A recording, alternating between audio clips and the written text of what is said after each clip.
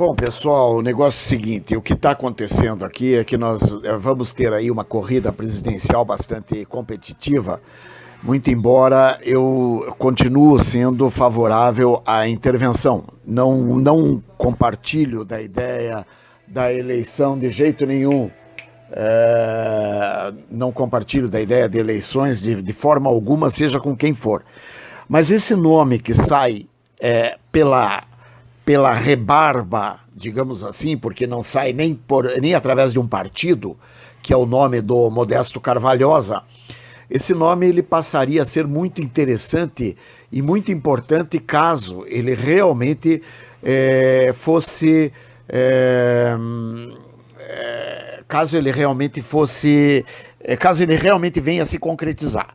Ele é um homem muito importante, ele tem um grande histórico, uma capacidade fora de série, é uma pessoa que teria condições de lutar contra esse capitalismo de compadrio que se estabeleceu no nosso país.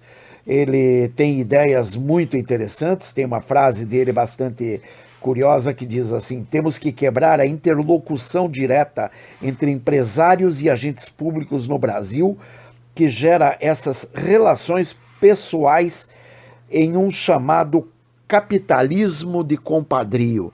Ele mostra para a gente que realmente essa interlocução entre empresário e agentes públicos gera todo esse mal-estar, que é inclusive a criação de novas fortunas, como foi o caso dos Batista, dos irmãos Batista lá da Friboi, o Joesley e etc., como foi o caso do Ike Batista, como foi o caso da própria Odebrecht, que acaba gerando todo aquela conversinha de comadre que não é republicana. Não cabe a um presidente ficar com conversa de comadre com quem presta serviços ao poder público, né? E ainda mais levando propina, como vem acontecendo, e não é de hoje, claro, não é o Lula, não foi o Lula que inventou isso, apenas o Lula fez de tal forma, e até bom que ele tenha feito assim, porque daí escancarou e todo mundo viu. Porque enquanto o Fernando Henrique fazia, ele pegava de pouquinho, e os outros camaradas, os outros sem vergonha, os outros vagabundos, Sarney, Maluf, etc., eles roubavam pirulito de criança. Já o Lula não, o Lula rouba o pirulito da criança, a arma do bandido, a cocaína do traficante e por aí vai. E se duvidar, ele é capaz ainda de alugar as mulheres pros cafetães poderem trabalhar, tá? Porque o Lula, ele não pode ver um crimezinho que ele tá ali querendo levar vantagem em cima. Então há uma coisa muito diferenciada entre essa quadrilha, essa organização criminosa que tomou conta do poder e o que já existia antes. Então ele está sempre envolvido com todas as maracutaias do esquema. Esse Modesto Carvalhosa, ele seria um nome bastante interessante para o nosso país, porque ele tem já uma larga bagagem. Ele, aos 20 anos, ele acompanhou, por exemplo, a morte aos 22 anos, ele acompanhou o suicídio do Getúlio Vargas. Com 32 anos, ele viu a Revolução de 64, ou seja, ele viveu aquilo no auge de uma vida, com 30 anos, um homem bem preparado, já formado, já capaz.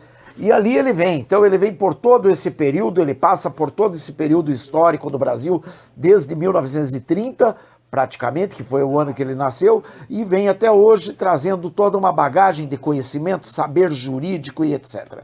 Mas o mais interessante é a postura dele com relação ao canalha do Gilmar Mendes. O Gilmar Mendes, todo mundo sabe o que está fazendo. E é claro que fica evidente aos olhos de todo mundo o porquê disso tudo aí.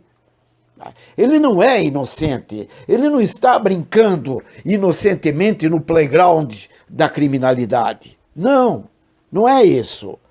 Acontece o seguinte, existem pessoas que são os pau-mandados.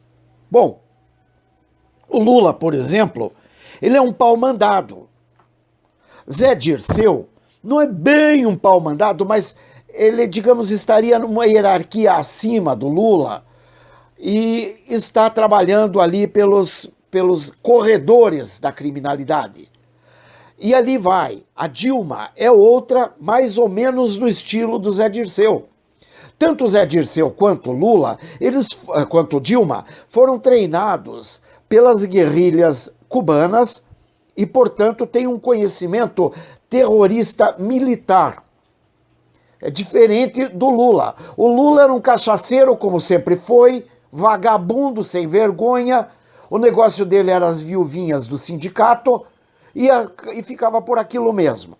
Até que ele começou a descobrir que ele podia, por exemplo, exterminar os seus inimigos e ficar no lugar desses inimigos. O primeiro deles foi um candidato lá ao sindicato. Aí, como o cara saiu de cena, né, porque foi tirado de cena violentamente, aí o Lula assume o posto no sindicato. Mas isso não vem só aí. Existem outras circunstâncias. Quando o Celso Daniel descobriu o que estava acontecendo realmente no PT, ele foi reclamar e aí ele é tirado de circulação de forma violenta também. Toninho do PT, aparentemente também. Ele não vira passarinho, de repente se joga do prédio, não. Ele pode ter sido atirado do prédio. Quer dizer, e por aí vai. Tem um monte de situação aí que a gente começa a descobrir. Agora, o Gilmar Mendes, ele é uma figura, digamos, como são as figuras que estão de fato por trás do Foro de São Paulo. O Foro de São Paulo foi fundado, por exemplo, por Fernando Henrique Cardoso, Lula da Silva, por Evo Morales, por Hugo Chávez e essa corja toda, o próprio Fidel Castro, que hoje é morto, quem fica no lugar dele provavelmente é o Raul Castro, o Hugo Chávez, que hoje é morto, quem fica no lugar dele no Foro de São Paulo provavelmente é o Maduro, e por aí vai. Só que mesmo esses nomes que aparecem no Foro de São Paulo não são os verdadeiros nomes que estão por trás de toda a maracutaia. Quem está por trás de toda a maracutaia são pessoas que agem nas sombras, nos corredores da criminalidade, mas nas sombras do poder.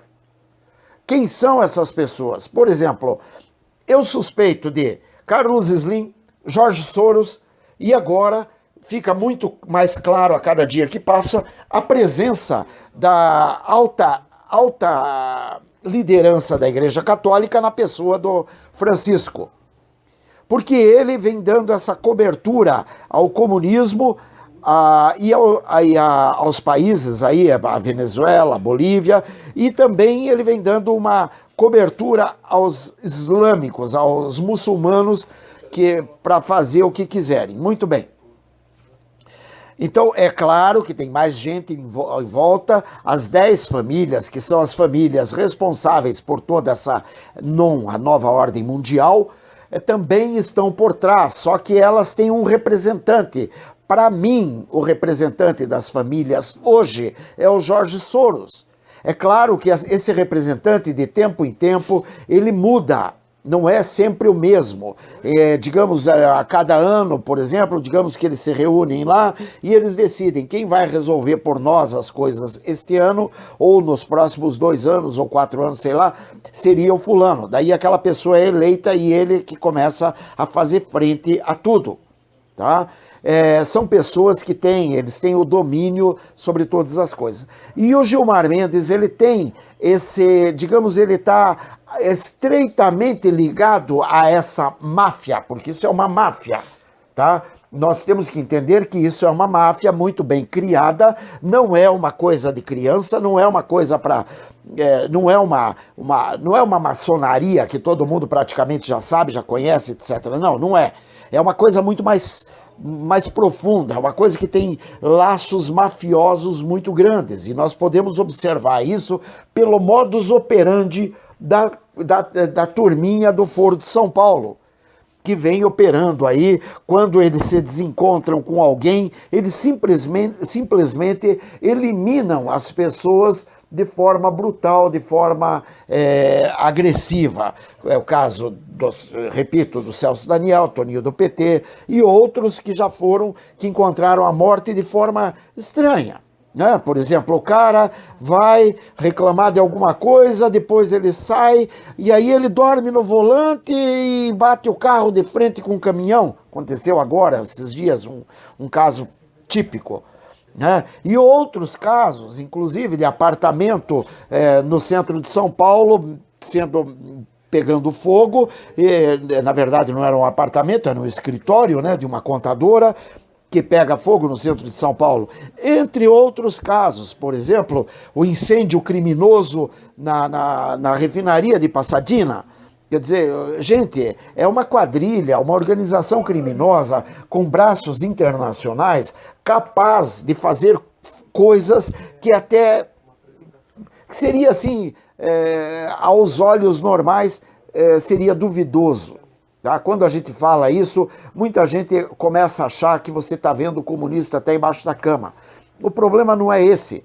O problema é que é uma quadrilha criminosa muito grande e que está com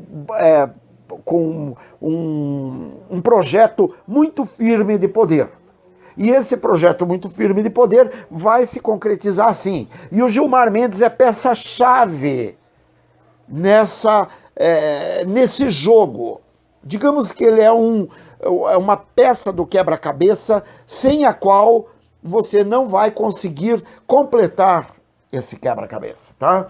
O Gilmar Mendes, ele é uma peça tão e ele mesmo, não é que ele declara, mas ele deixa claro isso, quando você vê que à medida que um e outro às vezes são presos, ele corre a soltar.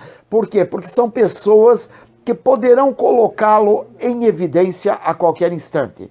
Então eu, no caso, se eu tivesse algum poder, digamos, dentro da Polícia Federal, a primeira coisa que eu faria seria uma investigação muito séria em cima daqueles amiguinhos do Gilmar Mendes com quem ele se preocupa tanto, tá? Porque, na verdade, é claro que o Gilmar Mendes, tanto quanto o Lula, não costuma deixar bilhete assinado de que recebeu a propina tal e muito menos, provavelmente, não costuma receber malas.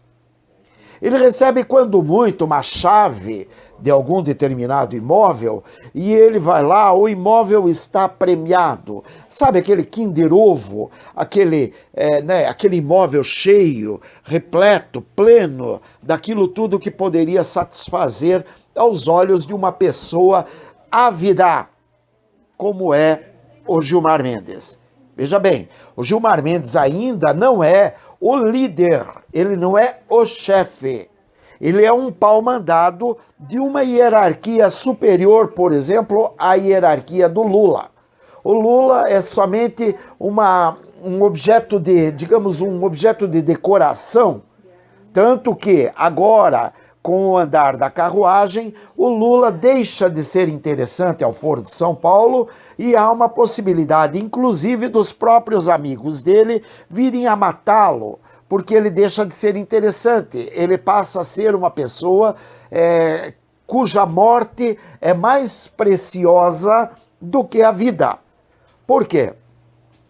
Porque se matarem o Lula, ele vira herói, ele vira santo. Aí eles chamam o Francisco, que já é amigo deles, e mandam o Francisco beatificar a incoerência. E aí, beatificado, surgem, lógico, alguns milagres, até para poder exigir a beatificação, e é claro que daí nós teríamos a criação de um novo Padim Padiciço, né? Que vai gerar toda aquela corrida, aquela ladainha,